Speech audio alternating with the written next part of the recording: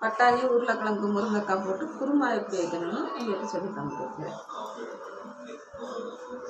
வாங்க ஸ்டவ்வை பற்ற வச்சுக்கலாம்.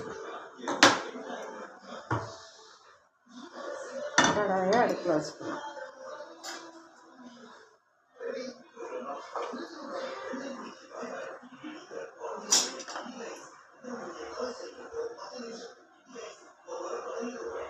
கடாயை சுட்டதும் எண்ணெய் கொஞ்சம் ஊற்றிக்கலாம்.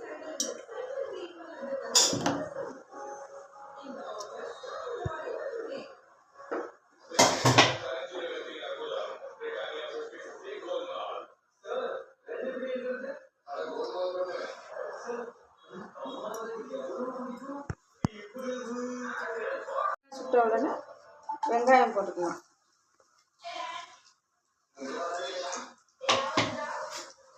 வெங்காயம் போட்டு நல்லா வதக்கணும்.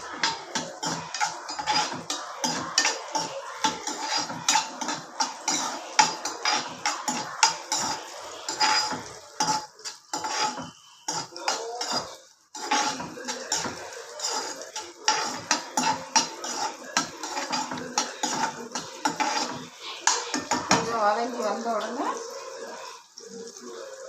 தக்காளி போடணும்.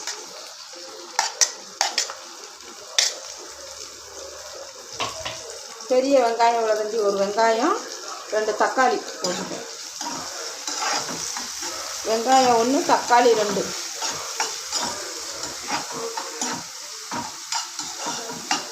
போட்டு நல்லா வதக்கணும். வந்த உடனே 2 முருங்கைக்காய் நறுக்கி வச்சுருக்கேன், அதையும் கூட போட்டுக்கலாம்.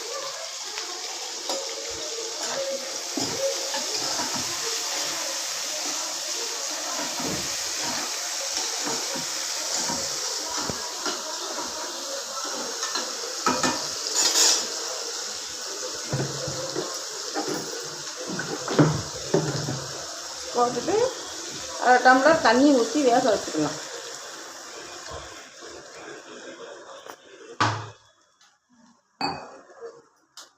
வேக வச்சு மூடி வச்சுக்கிட்டு தேங்காய் நறுக்கி வச்சுருக்கேன். அதோட சின்ன வெங்காயம் ஒரு 10 வெங்காயம் போட்டுக்கிறேன்.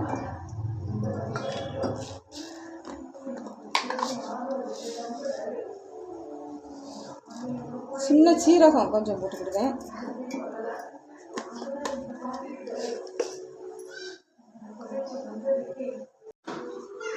சீரகம் கொஞ்சமாக சீரகம் வெங்காயம் தேங்காய் வச்சு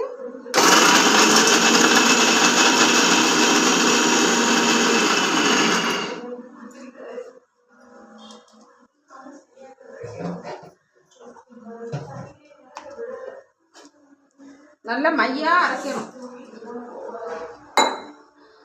நல்ல ஃபைனாக மையாக அரைக்கணும். கொஞ்சம் தண்ணி ஊற்றி நல்ல மையாக அரைக்கணும்.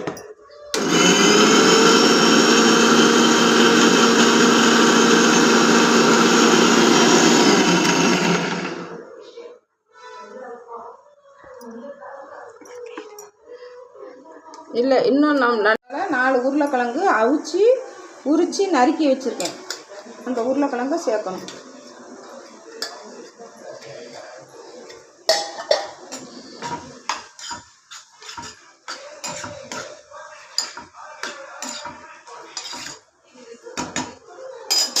அடுத்தது பட்டாணி கொஞ்சம் அவிச்சு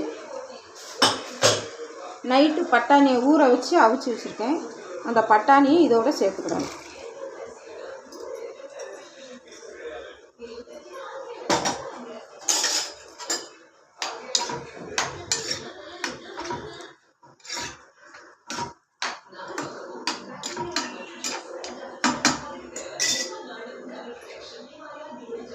இது சிக்கன் மசாலா பொடி வச்சுருக்கேன். குருமாவுக்கு சிக்கன் மசாலா பொடி நல்லாயிருக்கும்.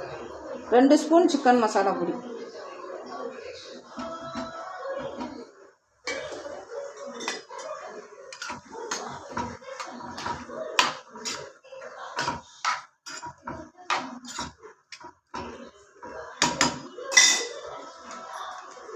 இது வந்து கருணாநிதி கரும் மசாலா பொடி, அது கொஞ்சமாக போட்டுக்கணும். அது நல்லா மட்டன் குழம்பு மாதிரி மணமாக இருக்கும். கருணாநிதி கறி மசாலா பொடி.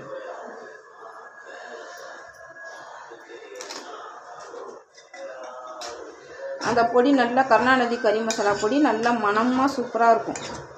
மட்டன் குழம்பு மாதிரி மணமாக இருக்கும். இது கொஞ்சம் வத்தனை விட்டு நம்ம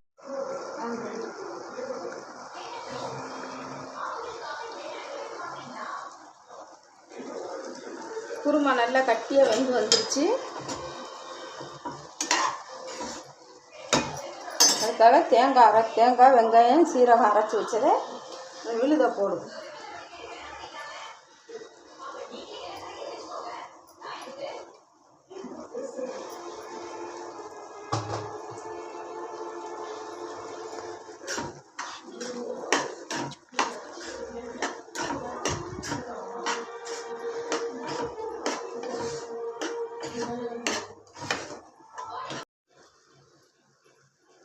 இஞ்சி பூண்டு பேஸ்ட்டு போடுறதுக்கு ஒன்று மறந்துட்டேன்.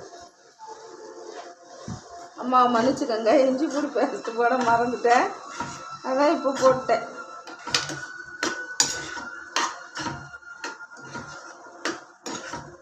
நல்லா கட்டியாக நல்லா ஆட்டுக்கறி குழம்பு மாதிரி மட்டன் குழம்பு மாதிரி நல்ல மணமாக இருக்குது.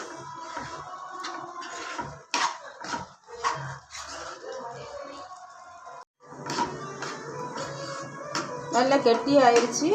அடுத்தால வெங்காயம் கருவேப்பிலை கடுகு உளுந்தம்பருப்பு போட்டு தாளித்து ஊற்றிடணும். ரொம்ப மெயின், வெங்காயம் கடுகு உளுந்தம்பருப்பு போட்டு தாளித்து ஊற்றினா நல்ல மணமாக வந்துடும். அடுத்து கொஞ்சம் சட்டி எண்ணெயை வச்சு எண்ணெய் ஊற்றி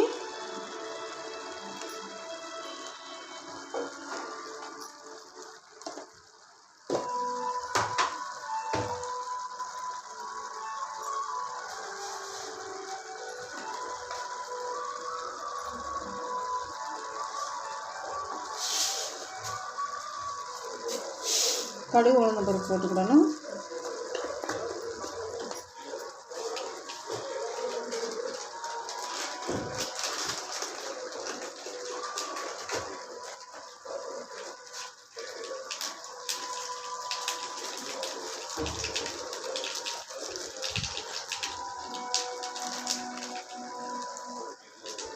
பட்டை சோம்பு ஏலக்காய் போட்டுட்டேன்.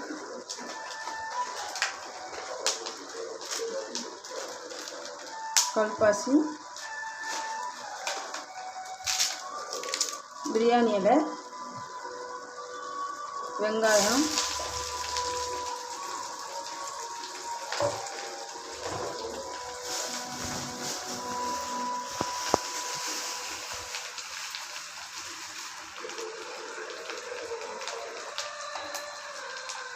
கருவேப்பிலை,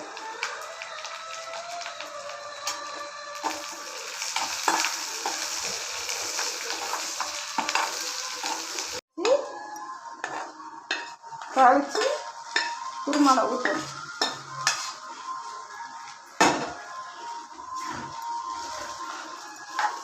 நல்ல உருளைக்கிழங்கு முருங்கைக்காய் பட்டாணி போட்டு கூட்டு வச்சு ரசம் வச்சு சாதத்துக்கு சாப்பிட்டா சூப்பராக இருக்கும்.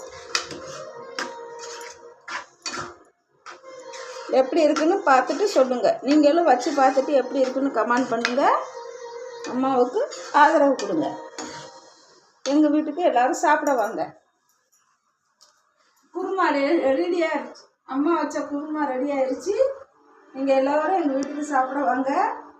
நான் எப்படி வச்சுருக்கோம்னு கமெண்ட் பண்ணுங்கள், சப்ஸ்கிரைப் பண்ணுங்கள், பெல் பட்டன் அமுக்குங்க, ஷேர் பண்ணுங்கள். வணக்கம்.